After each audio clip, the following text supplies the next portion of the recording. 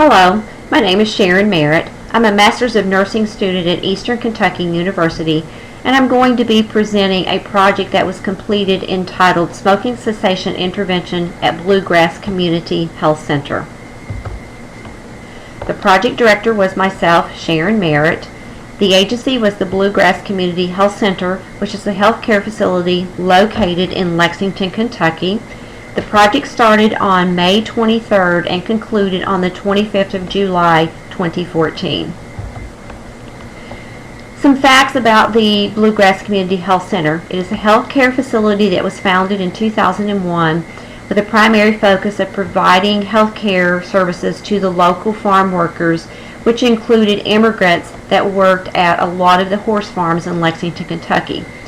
The facility is sponsored by Eastern Kentucky University. With the result of increased federal funding, the facility was able to expand services to the community in 2007. The typical patient population that seeks care at the facility includes the low-income families, homeless, uninsured, underinsured, refugees, etc. Most recently, the facility has become certified as a federally qualified healthcare facility. A large majority of the patients that seek care at this center are Spanish-speaking, and as a result, many of the staff members are bilingual, and this just helps with the throughput of the patients seeking care at the center. My project evaluated the current practices related to tobacco use, which included assessments by the clinical assistants during triage, counseling by the providers during the actual patient visit. I completed direct observations, and then I compared data with data that was inputted into the electronic medical record. The goal of the project was to provide staff at the center with education regarding the risk associated with the use of tobacco, as well as the benefits of stopping, with the intent to increase provider compliance of brief counseling intervention with each office visit as outlined in the 2008 guidelines prepared by the U.S. Department of Health and Human Services. Inputs included the staff, and this was all staff members involved in care of the patient. The clients were all patients 18 years or older. Materials and resources included the cessation materials. They have two different types of materials that they use. Both are available in Spanish and English. One is titled Tips for Success, and the other is just General Smoking Cessation Education. The assessment question is already built into the database and is easily accessible by the clinical assistant. The equipment is currently computers that they use and input all data, whether it's by the clinical assistant or the provider, and all educational materials are printed from the computer. Therefore, audits by the project director were easily facilitated. The facility is well established in the community, and in speaking with the executive director, census has increased since the Affordable Care Act has been implemented to the point that they are rejecting new patients at times. The process includes an assessment completed by the clinical assistant during the triage of the patient. Assessment for tobacco use is to be documented in the electronic medical record and should be assessed with each visit. If the patient reports the use of tobacco, the clinical assistant is to print materials, place them in a bin outside of the patient door.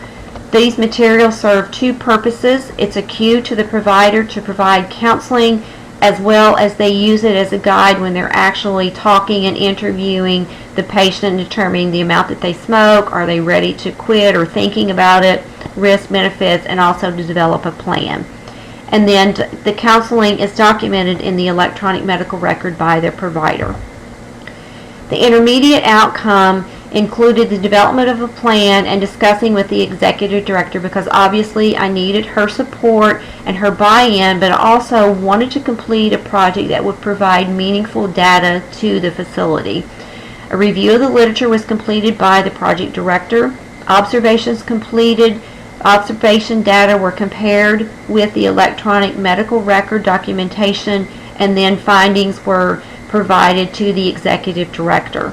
The final outcome was the sharing of information with all clinical staff regarding the recommendations that were published in 2008 by the U.S. Department of Health and Human Services, with the ultimate goal being that practice would improve for all healthcare team members.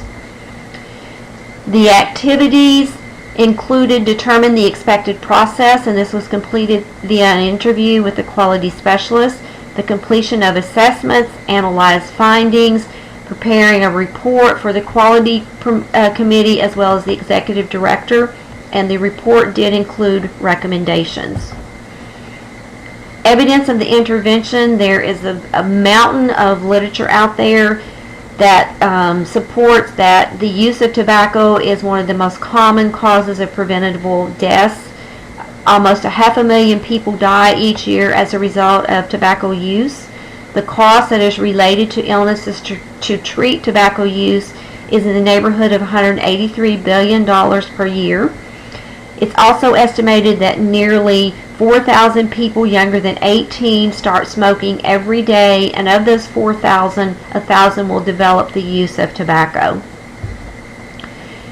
The use of tobacco should be viewed as a chronic disease, just like we look at folks with hypertension, diabetes, lung disease, any type of chronic disease. Patients and providers need to understand that patients may undergo several interventions, numerous attempts before they are able to stop the use of tobacco as a result of nicotine dependency. Nicotine is a drug. You take it away, the patient's going to have withdrawals, they're going to have cravings, and it's a very difficult habit to stop. As indicated previously, the U.S. Department of Health and Human Services developed guidelines in 2008 that outlines about 10 different recommendations. Counseling and medication is the best method. However, there is literature to support that brief counseling is an effective cessation option. In terms of evaluation and the effort and the outcome, throughout the course of the project, I was able to observe 92 patients. 4 were excluded because they were children, leaving a total of 88 patients. Of those 88 patients, 78 were assessed by the clinical assistants. 32 reported the use of tobacco. I observed 18 provider visits, and of the 32 patients that reported smoking, only 17 were documented as being counseled by the provider. Of note, 3 observations that I observed were not documented in the electronic medical records. Further evaluation of the project, looking at efficiency, there was no additional cost, and efficient care is being provided if the assistants are assessing and their providers are counseling with each visit.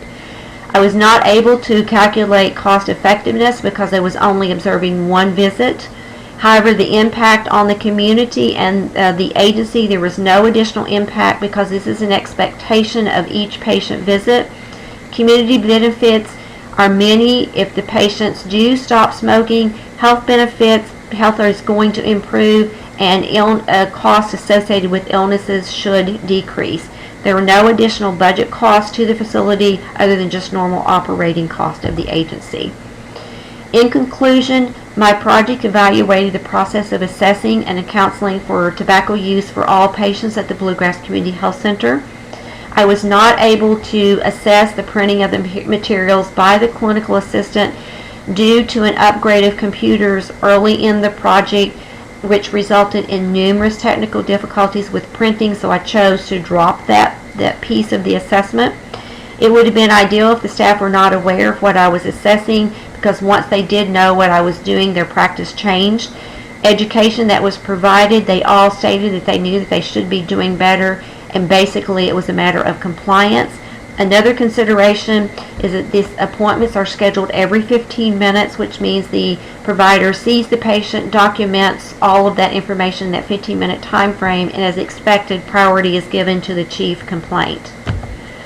Products were produced were the report that was prepared, forwarded to the executive director, which in turn was presented to the quality committee by the executive director on July the 22nd, 2014.